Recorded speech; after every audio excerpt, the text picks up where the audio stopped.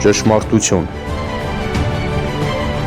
Հաղորդաշար յուրաքանչյուր երկուշաբթի ժամը 20-ին Արդար Հայեմի եթերում։ Ողջույն հարգելի բարեկամներ, այսօր Արդար Հայեմ կայքի ճշմարտության մասին հաղորդաշարի շրջանակներում ես հյուրընկալվել եմ Շիրակի թեմի առաջնորդ Միքայել arczepiskopos Աջապահյանին։ Աստված օգնական Սրբազան։ Աստված պահապան։ Շնորհակալ եմ ձեզ այս հնարավորությունը, այս առաջարկը չմերժելու եւ ինձ ձեզ հետ խոսելու հնարավորություն տալու համար, Սրբազան։ Ընդհանրապես, երբ ձեզ մոտ են գալիս, հիմնական հարցերը, որը շոշափվում է, վերաբերում է քաղաքականությանը, այսինքն պետությանը, մեզ պատուհասած այս ողբերգությանը, ելքերին եւ իմ առաջին հարցը եւս չի լինի բացառություն եւ ես ուզում եմ ձեզ հարցնել Սրբազան 2011-2019 թվականներին Հայաստանի Հանրապետության զինված ուժերից ազատվել է մոտ 50,000 պատանի, սա օֆիցիալ տվյալներ են։ 2021-2024 թվականներին քաղաքացիությունից հրաժարվել է Հայաստանի Հանրապետության մոտ 8,000 պատանի երիտասարդ։ Սա եւս օֆիցիալ տվյալներ են եւ գաղտնիք չէ, որ այս ամենը արվել է եւ արվում է հիմնականում զինվորական ծառայությունից խուսափելու համար։ Իսկ երբ ճարպիկ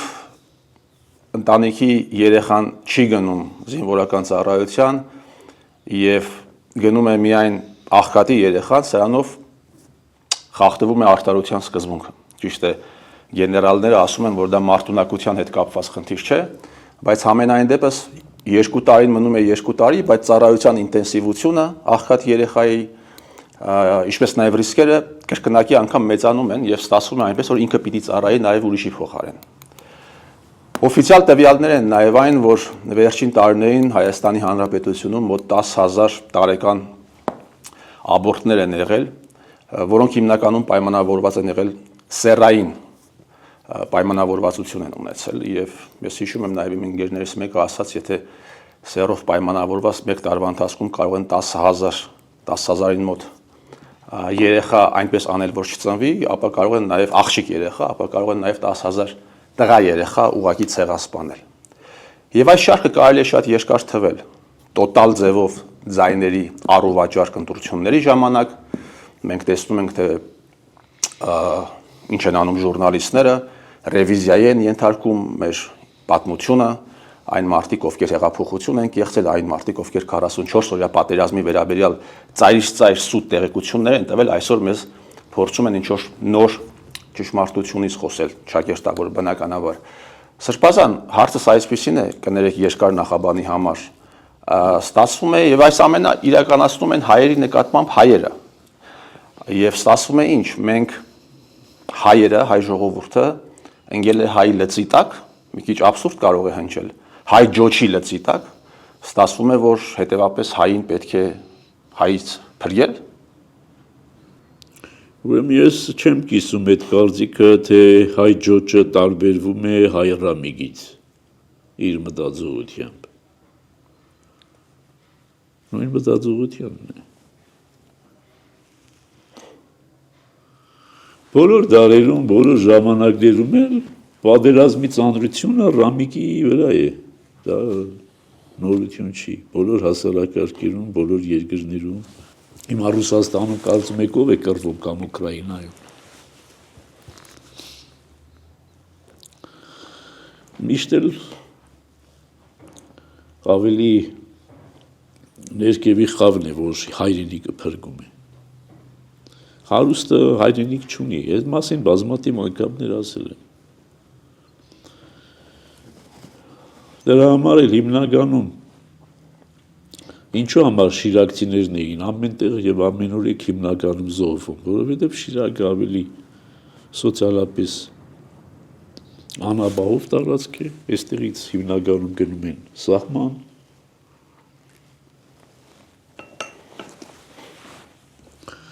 եւ դրա համար էլ ամենից շատ զոհեր տվել է Շիրակը։ Բայց այնպես չի, որ հայ պարզ մարդը չի ուզում, որ իր զավակը չծառայի։ Ինքն էլ է ուզում, բայց հնարավորություն չունի։ Դա ընդհանուր մտածողությունն է, հայի մեջ որդի պես թափանցած, մտած և քայքայած, որ հայրենիքը պետք է ուրիշները փրկեն, ես պետք է օգտվեմ։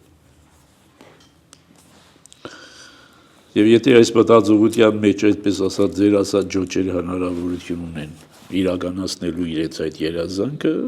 պարզ Ռամիկը ի վիճակի չէ այդ երազանքը իրականացնելու։ Այս է տարբերությունը։ Բայց դուք օրինակ եք բերում Ուկրաինա, դուք օրինակ եք բերում Ռուսաստան, բայց մենք նաև մեկ այլ օրինակ ունենք, երբ համանման ռեսուրսային համենայն դեպս վիճակի մեջ գտնվող Իսրայելը պատերազմում է եւ այնտեղ բոլորը ծառայում են։ Ապրեք, որովհետեւ դիմասածն է բա։ Որովհետեւ Իսրայելը այդ մտածողությունը կոտրել է։ Եվ Իսրայելում բոլորը հավասար են օրենքի եւ բանակային ծառայության առջեւ։ Բոլորը հավասար են։ Ինքը կարողացել է այդ մտածողությունը փոխել։ Այնպես չի, որ իրենց մոտ այդ մտածողությունը չկար, իրենց մոտ էլ կար այդ մտածողությունը, բայց իրենք պետական մագարտակով դա կոտրել են։ Պետական մագարտակով ինչպես են կոտրել, հավասարություն ստեղծելով։ Միայն պետությունը կարող է հավասարություն ստեղծել, ուրիշը չի կարող ստեղծել հավասարություն։ Իսրայելը այո, դա դրական օրինակ է եւ մենք էլ պետք է գնայինք այդ ուղղությամբ։ Իսրայելում աղջիկներն են ծառայում, աղջիկները նույնիսկ հավասար են։ Հայաստանի Հանրապետությունում այսպեսի մի իրավիճակ ստեղծվեց սրբազան, երբ մի կաստա էր կարծես թե ձևավորվել, երբ այդ կաստայից դուրս են գալիս մարդիկ չծառայած, ովքեր հետագայում դառնում են քաղաքականություն որոշող,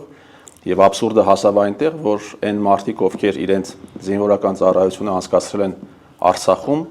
հարակից շրջաններում, հիմա այդ կաստայի ներկայացուցիչները օֆիցիալ ճանաչում են այդ մասում ծառայեցներին օկուպանտ եւ խուժաններ։ Սա արվել է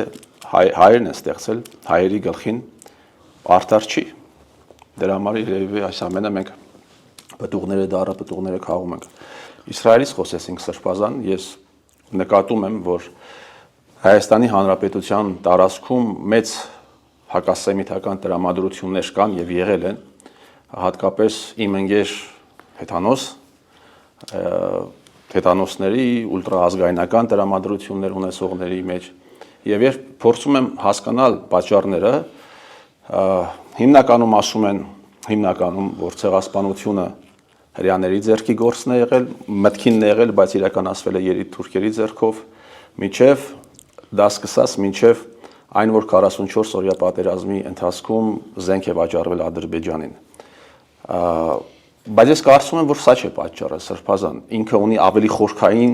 միգուցե ոչ քաղաքական կամ ավելի շատ աշխարհաքաղաքական պատճառներ, որ այս տարածաշրջանում հայերը եւ հрьяաները, այս հին ժողովուրդները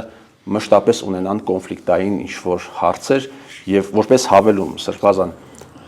արդար կլինի Երուսաղեմը ում իրավազորության տակ լինի Իսրայելի թե պաղեստինցի արաբների։ Այդ հարցին ես պիտի պատասխանեմ։ Լավ, ես էլի համաձայն չեմ, որ հագասեմականությունը շատ է տարածված Հայաստանում։ Երկրորդ, համաձայն չեմ այդ հագասեմական տերմինին։ Սեմական ժողովուրդ են նաև արաբները, ասորիները։ Ինչու ենք ասում հագասեմական, հասկանում հագահրյակը։ Հայ եւ հրյա ժողովուրդներ իրար թշնամի չեն։ Բաղթակից ժողովուրդներ են։ Բայց այո, Իսրայելի պետությունը հակահայկական կեցվածք անթակույց։ Այդտեղից է սնվում հայ հասարակության մեջ, այսպես ասած, հագահարյականությունը։ Այսինքն հայ հասարակությունը ինքը մեղավոր չի հագահարյական տրամադրությունների համար։ Մեղավոր չի նաև հրյա ժողովուրդը։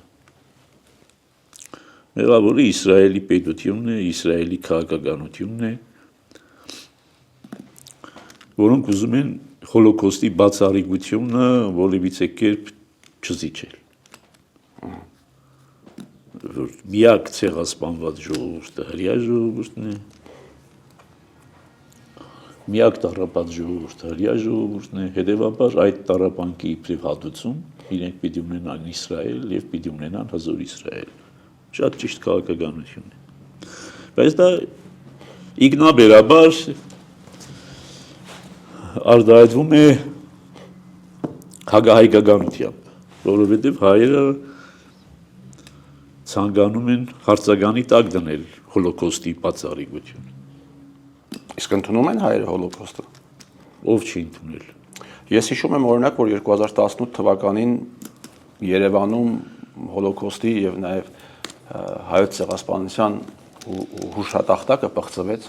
եւ դա դրան հաջորդեց որևէ պատասխանատվություն։ Ամեն տեղ էլ կլինի, ամեն տեղ էլ հնարավոր է։ Ինչի հայկական հուշարձանները չեն պղծվում։ Եղեռնի հուշարձանները դրսում չեն պղծվել են։ Դրանք վանդալիզմի դրսևորություններ են, դրանք չես կարող վերագրել ամբողջ ազգին կամ պետության։ Այդ բաները կան, եւ դա ասում եմ, դրա հիմնական պատասխանատուն եւ մեղավորը Իսրայել պետությունն է, որը հակահայկական կեցվածք ունի եւ Իսրայելում եւ Իսրայելից դուրս։ Բայց դա շատ բնական է։ Սրբազան կներեք այդ դեպքում այդ հնարավորությունները, որը տրված է հայ եկեղեցուն, ճիշտ է այստեղ պետության հрьяաների կողմից չի տրված։ Այո, հрьяաների կողմից չի տրված։ Դա տրվել է վատ բան ասեմ, ոչ պոպուլյար, դա տրվել է թուրքերի կողմից, չէ՞։ Ոչ, միջև թուրքեր։ Հայերեն դեռ ներկայություն են 3-4 դարից սկսած։ Այո, բայց այդ կաթոլիկների թուրքեր չկային նաև հрьяաներ։ Հрьяաները 70 թվականին արտաքսվեցին Պաղեստինից։ Երուսաղեմի կործանումով։ Եվ իրենց արգելված էր նույնիսկ Հրեաստանի կողմ նայել։ Երբ որ հայերը հաստատվեցին այսօրվա Իսրայելում, այնտեղ չկար ոչ հրեական իշխանություն եւ ոչ թուրքական։ 7-րդ դարում, երբ որ բյուզանդական կայսրություն էր, կամ հռոմեական կայսրություն, հետո բյուզանդական կայսրություն։ 7-րդ դարում, երբ որ արաբները գերավեցին, եւ արաբները տեսան, որ քրիստոնյաների մեջ կան բաժանումներ, երկու բաժանում գոնե այն ժամանակ, քաղաքեդոնական եւ ոչ քաղաքեդոնական, ոչ քաղաքեդոնական ժողովուրդների, այսպես ասած, պատասխանատվությունը եւ իրավունքները տվեցին հայերին։ Եվ դա ճանաչեցին հետո թուրքերը, երբ որ տիրապետեցին Պաղեստինին։ Դրանից առաջ ճանաչեցին խաչակիրները, երբ որ տիրապետեցին Պաղեստինին։ Այսինքն բոլոր Եգիպտոսի մամլուկները, երբ որ տիրապետեցին, բոլոր ովքեր որ տիրապետել են, անգլիացիները, երբ որ տիրապետեցին, բոլոր ովքեր տիրապետել են Պաղեստինին մինչև Իսրայել, նրանք բոլորը ճանաչել են Երուսաղեմում հայերի իրավունքները։ Հետևաբար դա հрьяաների կողմից տրված իրավունքներ չեն։ Բայց իրենք կարող են դա չեղարկել, Սրբազան։ Կամ թուրքերը կարող են չեղարկել։ Օրինական որևիցե հիմք չունեն չեղարկելու, որովհետև դրանք հայերի սեփականությունն են, յուրաքանչյուր իշխանություն վավերացրել է, որ ինքը ճանաչում է հայերի այդ սեփական, ոչ թե ինքը շնորհել է այդ սեփականությունը։ Ինքը իշխանությունն է եկել է, գրավել է, տեսել է, որ այս բաները պատկանում են հայերին, ինքը վավերացրել է այդ սեփականության իրավունք եւ բոլոր հաջորդական իշխանությունները վավերացրել են այդ սեփականության իրավունք։ Ինչ վերաբերում է Երուսաղեմին, ում պիտի պատկանի, ես իբրև չեզոք մարդ կամ իբրև չեզոք աչք, ինչպես այդպիսի կարծիք եղել է շարունակում է մնալ, որ Երուսաղեմը լինի ազատ տարածք բոլոր կրոնների համար բաց 3 կրոնների համար բաց տարած եւ չպատկանի ոչ մեկին։ Ես այդ կարծիքը կարող եմ կիսել, որովհետեւ երկու ժողովուրդներն էլ իրականության մեջ վերջո մեզ հարազատ ժողովուրդներ են։ Մենք թշնամանք չունենք ոչ հրեաների, ոչ արաբների նկատմամբ։ Հետևաբար մեզ համար նույնիսկ տխուր իրողություն է, որ Աբրահամի երկու սերունդները Աբրահամ նահապետի երկու սերունդներն են, չէ, իսմայելացիներ եւ Իսահակի որդիներ։ Չեն կարողանում այսքան դար կիսել իրենց հագամարտությունը։ Բայց այստեղ հայությունը որևիցե մեկի կողմ բռնելու որևիցե անհրաժեշտություն չունի։ Ինքը պետք է ընդամենը իր իրավունքները պաշտպանի Երուսաղեմում եւ նաեւ եթե հնարավորություն կա միջնորդություն ունենա այդ երկուսի հաշտեցման պարագային, այլապես ինքը կողմ լինել որևէ մեկին չի կարող եւ ճիշտ չէ որ կողմ։ Այսինքն քաղաքական նպատակահարմար չէ քաղաքականապես, թե ուղղակի հարցայինքան բարդ է, որ շատ բարդ է եւ քաղաքականապես էլ իրոք նպատակահարմար չի։ Չնայած Հայաստանը ոչ մի դերակատարություն չունի այնտեղ ոչ հայության կյանքում, ոչ հայության կյանքից դուրս Հայաստանը շատ վեդիմաստով խաղից դուրս վիճակում է, բայց հայ պատրիարքությունը, հայ եկեղեցին այնտեղ տիրական ներկայություն է, լուրջ կալվածների է տիրապետում, որոնք հրեաների համար լուրջ արժեք են, ավրակ Սիոնի լեռը, այնպես որ ուզենք թե չուզենք, այդտեղ մեր երեքի ուրեմն շահերը բախվում են հայերի, հրեաների եւ պաղեստինցի արաբների։ Եվ մեծ իմաստություն է պետք այդ իրավիճակում պահպանելու համար մեր իրավունքները առանց պետականության։ Սա պետք է միշտ նշել եւ միշտ պետք է իմանալ։ Հույն եկեղեցուն միշտ սատարել է Երուսաղեմում բյուզանդական կայսրությունը, բյուզանդական կայսրության իշխանությունից դուրս գալուց հետո դարձյալ բյուզանդական կայսրությունը հետվել Հունաստան, այսօր Հունաստանի իշխանությունը շատ լուրջ սատարում է հույն եկեղեցուն։ Շատ լուրջ սատարում ունի իհարկե կաթոլիկ եկեղեցին, Վատիկանով եւ կաթոլիկ երկրներով։ Հույն եկեղեցուն սատարում է նաեւ Ռուսաստան։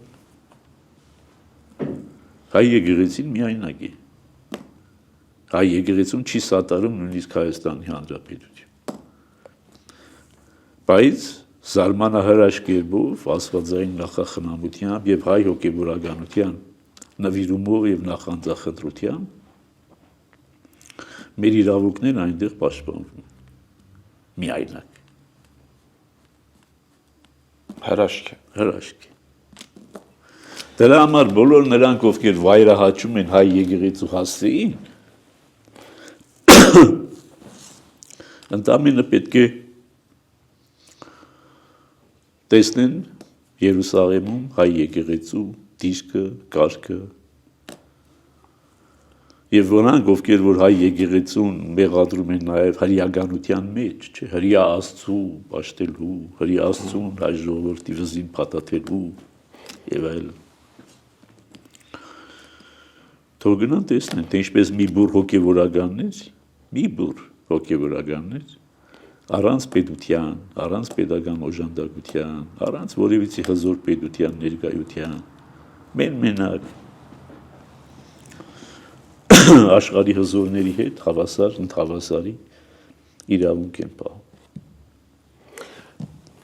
Շատ է այդ խոսքը տարածված Հայաստանում, էլի պիտի վերադառնամ հարցի սկզբին։ Հակահրեական այդ տերմինը չեմ օգտագործի,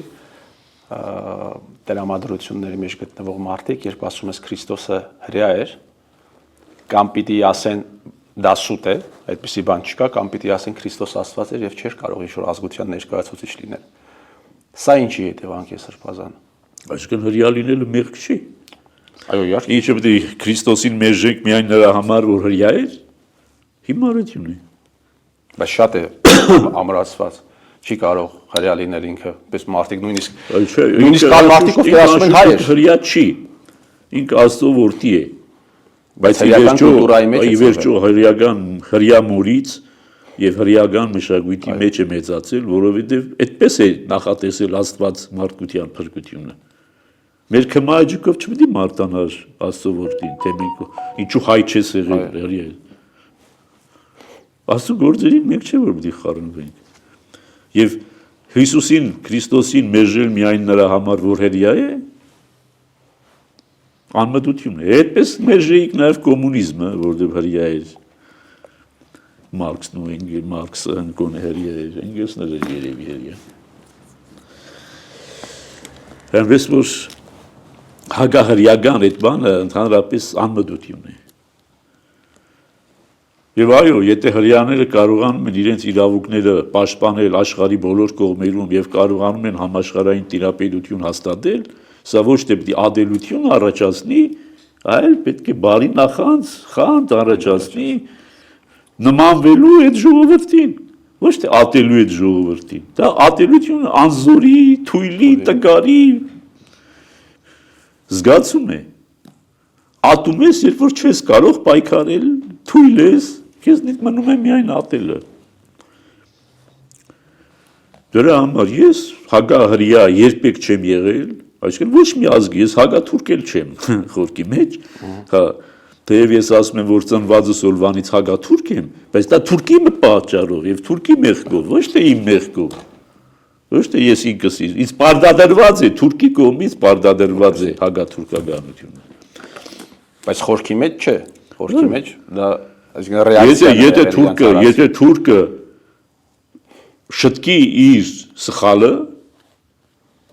շտկի իր սխալը հայ ժողովրդի նկատմամբ կատարած, ինչ կարիք կա հակաթուրք լինելու։ Բայց քանի որ ինքը չի շտկում, ինքը սնում է այդ հակաթուրք սենտիմենտը, ինքն է սնում։ Մենք պարտադրված ենք հակաթուրք լինելու։ Ինչ վերաբերում է հակահրեային, էլի Իսրայելը երբեմն Իսրայել պետությունը երբեմն անում է այնպիսի քայլեր, որ ինքը հատուկ սնում է այդպես ասած հակասեմիտիզմը, որովհետև իր գործին գալիս է երբեմն դրանով պաշտպանվելու։ Հակասեմիտիզմը իրենց պաշտպանությունն է, ոչ թե իրենց նկատմամբ հարձակումը։ Այնպես որ եթե հրեաները այո կարողանում են աշխարհին տիրապետել, դա պետք է արժանին մատուցվի եւ պետք է դա ոչ թե ատելություն առաջացնի, այլ պարզապես ամոթից ծնված խանդ եւ խանդից ծնված հզորանալու ցկտում, նմանվելու ցկտում, ավելի զորեղ լինելու ցկտում։ Իսրայելը մեզնից փոքր երկիր է։ Մենք դժգոհ ենք, որ մենք փոքր ենք, չէ՞, Իսրայելը մեզնից փոքր։ Չէ՞, այդպես չի։ Բայց այդ փոքր լինելով հանդերձ, ինքը թելադրող է այսօր ամբողջ աշխարհում, ինչը որ կարող էինք լինել նաև մենք։ Բայց մենք տուն պահելը գերադասեցինք երկիր պահելուց եւ ստացանք այն ինչ որ ունենք այս պահին։ Շնորհակալ եմ Սրբազան եւ վերջին հարցը Սրբազան մեր թվարկությունից առաջ 5-րդ դարում Սոֆոկլեսը գրել է Էդիպ դրաման եւ նաեւ այդ ժամանակահատվածում ապրել է Սոկրատը, փիլիսոփա եւ կարծես թե իրենց մեջ ոչ ուղիղ, բայց բանավեճ կար Էդիպի մեջ Սոֆոկլեսը ներկայացնում է, որ ամեն ինչ կանխորոշված է եւ Էդիպուս արքան ցանկանալով իր ճակատագրից հեռանալ, իր յուրաքանչյուր քայլը մոտեցնում էր իրեն այդ ճակատագրին։ Այդ բանավեճը ոչ ուղիղ եկավ ասավ քրիստոնեական Եվրոպա 16-րդ դար, երբ Մարտին Լյութերի եւ արդեն Ռոտերդամացու միջև ուղիղ արդեն բանավեճ ծագեց կամքի ազատության եւ այսպես ասած կամքի տկարության վերաբերյալ երկու գրքեր են գրվել իրար պատասխան, սկզբից Ռոտերդամացին, հետո Լյութերը։ Եվ երկուսն էլ քրիստոնեական կուլտուրայի մեջ։ Սրբազան այնուամենայնիվ մարդը իզորու է ինքը որոշել իր կյանքը, թե իհարկե կարող է որոշել։ Ճակատագրապաշտություն քրիստոնեության մեջ չկա։ Բայց ճակատագիր իր որոշ իմաստով կա։ Այդ ճակատագիր կարող ես համարել այն բոլոր օբյեկտիվ իրողությունները, որոնք քեզանից կախված չեն։ Այսինքն ճակատագիր է, որ ես ծնվել եմ այս թե ինչ թվականին, ճակատագիր է, որ ծնվել եմ այս ինչ միջավայրում, ճակատագիր է, որ ծնվել եմ այս ինչ ազգի ծոցում, բայց սրանք այն բաներն են, որոնք հնարավոր չէ փոխել։ Չէ՞։ Այն ինչ որ հնարավոր չէ փոխել, կարող ես անվանել ճակատագիր։ Բայց դա չի վերաբերում քո ապագայի կերտմանը։ Ապագայի կերտման մեջ դու բացարձակ ազատ ես։ Բացարձակ ազատ ես։ Մարդը բացարձակ ազատ է իրեն պարտադրված հանգամանքներում գործել ազատ։ Այդ նույն բանով, ասենք, այո, հայ ծնվել եմ, բայց պարտավոր չեմ հայ մնալ։ Հայաստանում եմ ծնվել, բայց պարտավոր չեմ Հայաստանում ապրել։ Չէ՞։ Հետևաբար, եթե այդ պարտադրված բաներն էլ կարող եմ փոխել, առավել ևս ապագան, որ ես եմ տնօրինում, ես կարող եմ անել այն, ինչ ցանկանում եմ, եւ տնօրինել այնպես, ինչպես ցանկանում եմ, բայց այո, դարձյալ ապագայում էլ եղած օբյեկտիվ իզնից անկախ հանգամանքները հաշվի առնել։ Սրբազան Աստծո կամքը սուբյեկտի համար, մարդու համար դա Աստծո կամքը պարտադիր չի, Աստծո կամքը չի պարտադրում մարդուն գործել ըստ իր կամքի։ Աստված մարդկանց հետ հարաբերվում է թույլատու կամքով, այսինքն ինքը թելադրում է, ոչ թե պարտադրում է։ Այլապես մարդը ազատ կամք չէր ունենա եւ ազատ չէր լինի։ Մարդու ազատությունը ազատ կամք ունենալու մեջ է, այսինքն իմանալ ճշմարտությունը նույնիսկ եւ նույնիսկ գործել ճշմարտության դեմ։ Նույնիսկ Աստված չկա ասելը Աստծո կողմից տրված ազատության հետևանք է։ Մարդը կարծում է, թե ինքն է այդ ազատության տերը, բայց Աստված է իրեն տվել հնարավորություն կոչելու Աստված չկա։ Հետևաբար, եթե Աստծուն մերժելու ազատությունը ունի մարդը, Աստծո կողմից տրված, մնացած բոլոր ազատություններն էլ ունի բնականաբար։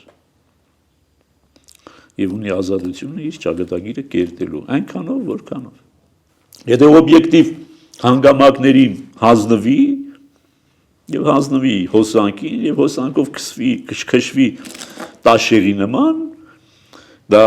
հոսանքը չի լինի մեղավոր, այլ տաշերը, որ ընկավ հոսանքի մեջ, միշտ կարող էր չընկնել, որտեվ մարդը ի տարբերություն տաշերի, բանավոր տաշեր է, մտածող տաշեր է։ Սրբազան իսկ այդ դեպքում մարգարեությունները, որոնք 500-700 տարի առաջ դեպքերի վերաբերյալ են եղել Եսայու մարգարեությունը Հիսուս Քրիստոսի հետ կապված Սաղմոսներում կան էլի մարգարեություններ։ Դա ապագայի տեսլական չի, դա Աստծո խոսքն է։ Դա Աստծո խոսքն է եւ Աստծո կամքն է, որը ապագային է միտված։ Բայց այո կան իրողություններ, որոնք բնականաբար Աստված տնօրինել է եւ պիտի իրականանան։ Աստված տնօրինել էր, որ Հիսուս պիտի ծնվի եւ Հիսուս ծնվեց։ Բայց Հիսուսի ծնված ժամանակ էլ մերժողներ էլ եղան, ընդունողներ էլ եղան։ Այսինքն մարդկության ազատ կամքը դրանով չվերացավ եւ չվերցվեց։ Շատ լավ, շնորհակալ եմ Սրբազան այս զրույցի համար։ Ես հուսով եմ, որ հեռուստադիտողների համար հաճելի էր, հետաքրքիր էր եւ հուսով եմ լինի առաջինը եւ ոչ վերջինը ձեր կամքով։ Խնդրեմ սիրով, Շնորհակալ եմ։ Նաեւ մի քիչ ներողություն խնդրեմ, որ վադառողջության պատճառով մի քիչ լավ չեմ կարողանում խոսել։ Առողջություն ենք ցանկանում։ Շնորհակալություն։ Այսքանը հարգելի բարեկամներ, շնորհակալ եմ ուշադրության համար։ Ճշմարտություն ողջ ճշմարտությունը մեր իրականության մասին Միքայել arczepiskopos Աջապահյանի կողմից։ Հաղորդաշար յուրաքանչյուր երկուշաբթի ժամը 20-ին Արդար Հայեմի եթերում։